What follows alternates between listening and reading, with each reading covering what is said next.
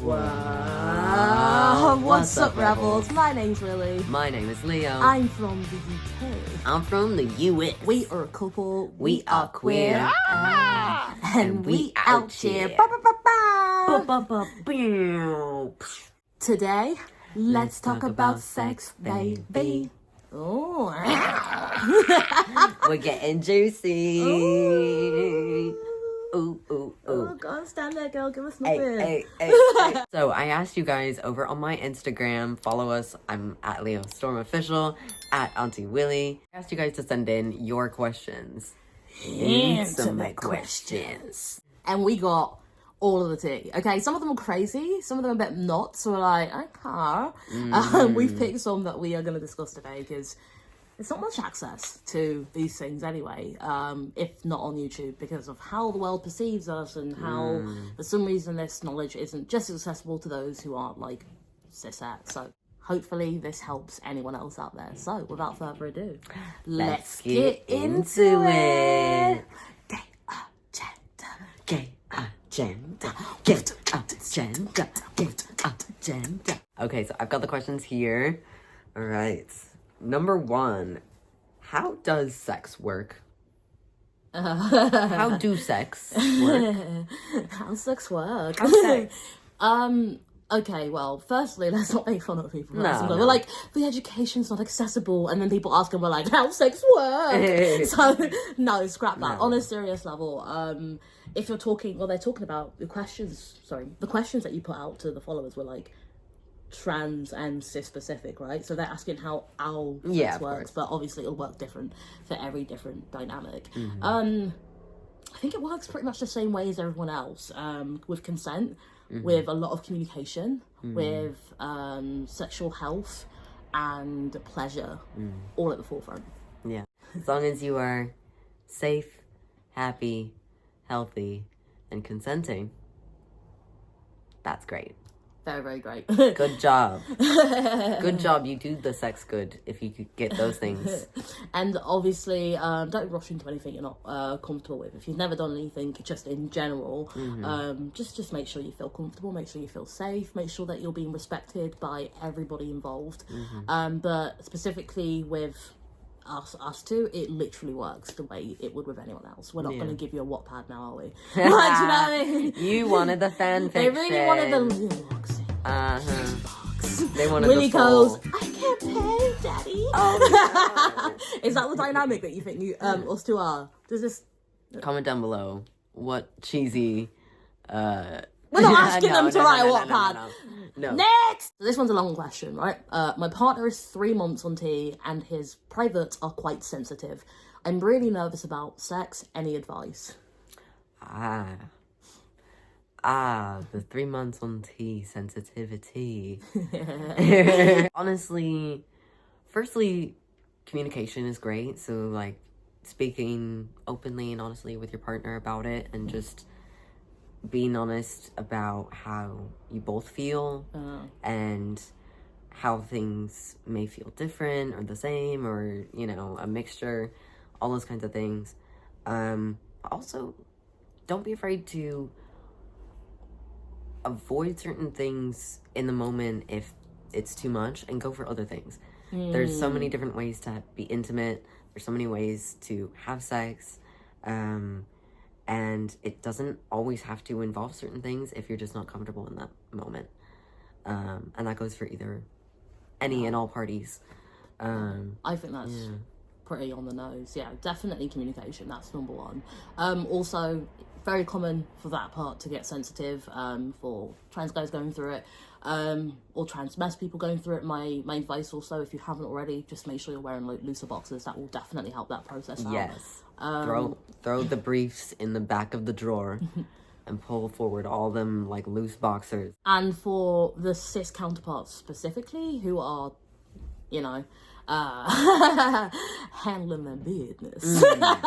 My advice to you again is communication, and remembering there are loads of different ways to please a partner, loads of different ways to be pleased by a partner. So communicate, chat, just talk.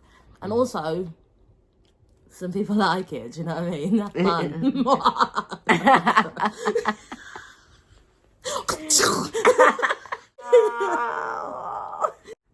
Okay. Question number 3. How do you navigate dysphoria during intimacy? Ooh. Well, feeling certain things about my body, he has to be more communicative. Technically, go and tell them how you navigate it. Yeah, I feel like this is a little bit more of a me question, but it's still an us question, I think, because ultimately when someone is dealing with dysphoria and it does come up in their intimate moments, the person that's there is also involved in that experience. So honestly, first of all, I know we said it for the last one, but communication is a big thing, and you need to just be able to, even if you can't necessarily explain how something feels, try to just say maybe I don't know how I'm feeling, but I don't feel the way I want to be feeling in this moment. And I'd like to either pause or talk about it, or take a breather, get some water, do whatever feels right for you, and just communicate with your partner or your intimate person. And yeah, I would say for myself, being on the other end, try to not take anything personally as well. If someone's going through it at that time, it's them going through it. It's not you doing something wrong, it's just it not feeling right. So try to be objective with yourself as well, and not to self-penalize or start to self-worry or self-assess too much.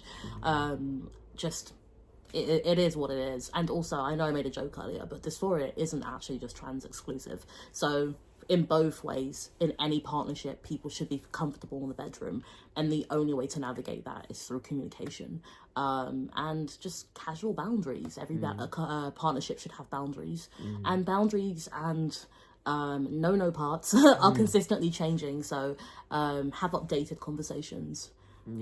Yeah, update each other, communicate with each other, practice active consent in your relationship, outside and inside the bedroom, because that just is what is the best way to sort of navigate that and still have the best form of healthy intimacy with your significant other, or your partner, or whoever. Partners. Hey. Polyamory. Woo! Polyamory. Yeah! Oh no. Oh child. I don't even know what it is. I didn't read it. Okay. How do you deal with the early stages of FTM horniness? Don't look at me like that. Don't do it.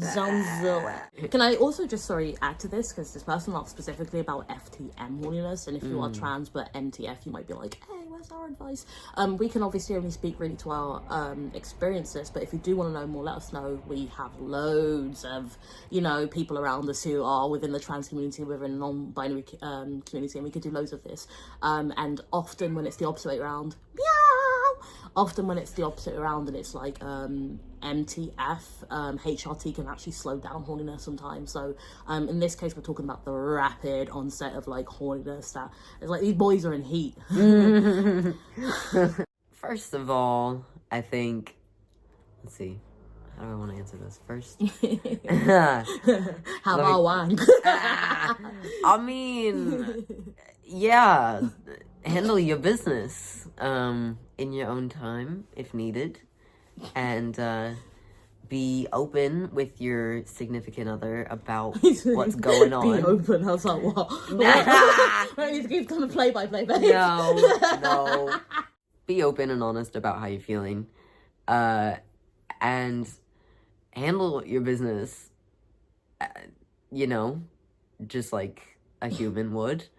Okay, so if you are currently in that bit and you're hearing someone just go handle your business, I don't think that would be as easy for me to do, because remember, you were going through it. That is so true. My advice that I can give is You guys are so annoying during this process. Like, I can't explain to you. You are literally like dogs on heat.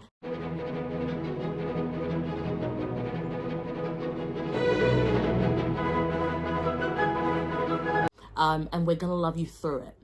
That's the best way I can say. There's no magical cure. You're gonna have to go to Ann Summers or whoever you shop at, go handle your business a little bit, and remember that your partner is not a machine. Even if, like, normally that person has way more, you know, than you, it could be that just during this period, it's not it, you know? So just remember, no means no, but there's no real, like, quick fix in this situation. It's just communicate, and we're there for you. When this one was going off the chain, it was great because I'm about that life.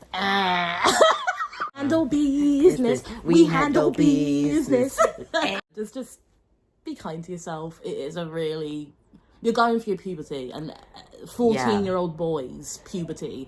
You are... That's basically what it is. Oh, yeah. I think one of the, like... the, like, saddest realization that I've had on tea was the fact that, like, male puberty and hormones, like, making you just insane is not just a cliche. It's not a cliche, guys, but still, it's gonna be God, okay. look at that. What? My engagement ring. Oh, look at that. Sorry, it just fell. Oh, you okay? Let me check, make sure. Oh, yeah. Okay, sorry, I'll continue.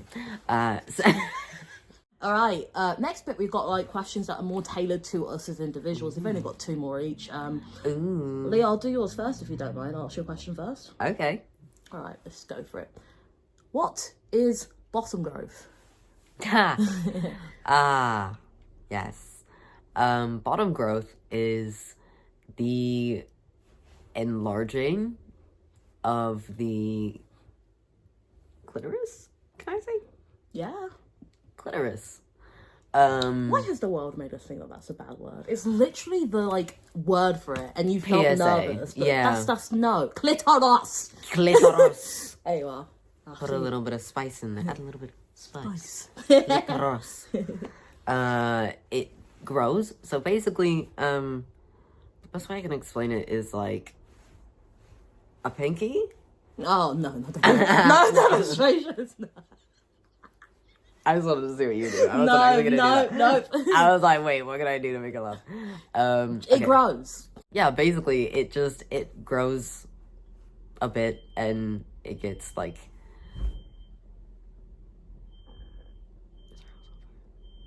This house is on fire. Fire, fire. This house is on fire. It's walking on fire. Fire, fire. Watch the house actually burning. My hair, like...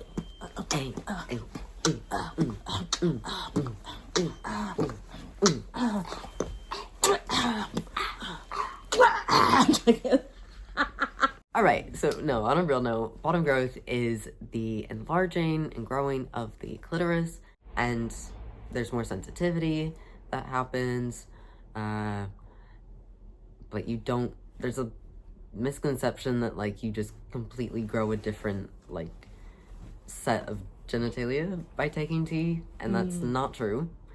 It changes, but it's not like, you're not gonna just grow like a cis penis. You're gonna have a trans penis, if that makes sense. On my side, I would say that I was, like, really surprised by how big it can get. Like, it does, like, it did surprise me, because I was really on Reddit, like, looking up things, and I was like, whoa, like, okay, say no more. Me too. I was like, whoa. Yeah. That's crazy. Yeah. I'm very happy with it. I mean, it's your body, but I'm very happy. I am too. Stamp of approval from me and from Willy. Oh, yeah. Yeah. Ooh. Okay. Ooh. Is that my tattoo? Thank you. Do Uh-huh. you like my tattoos? Show them something. Thank you. Work with me. All right. Your first question directly to you is, Is having sex different with a trans guy than a cis guy? No.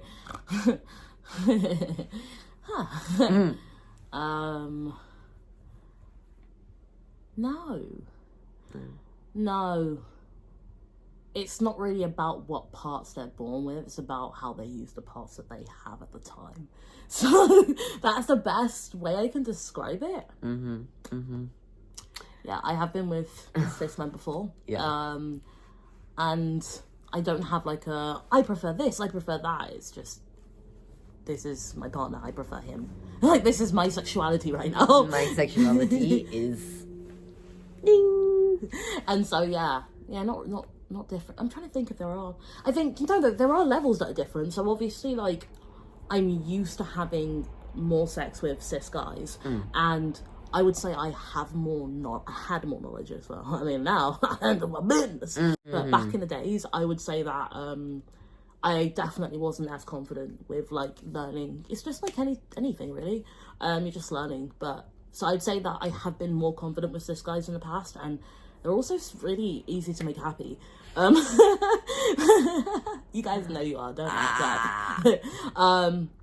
But like, with yourself, going through a process and having your body consistently change, I definitely think there's been more intricacy and also intimacy, because we've really learned each other's bodies. You know what I mean? Like, I know every part of your body. Yeah. Yeah. I know that if I put my thing...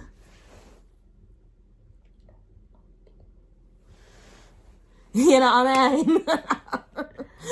Next question. The final question.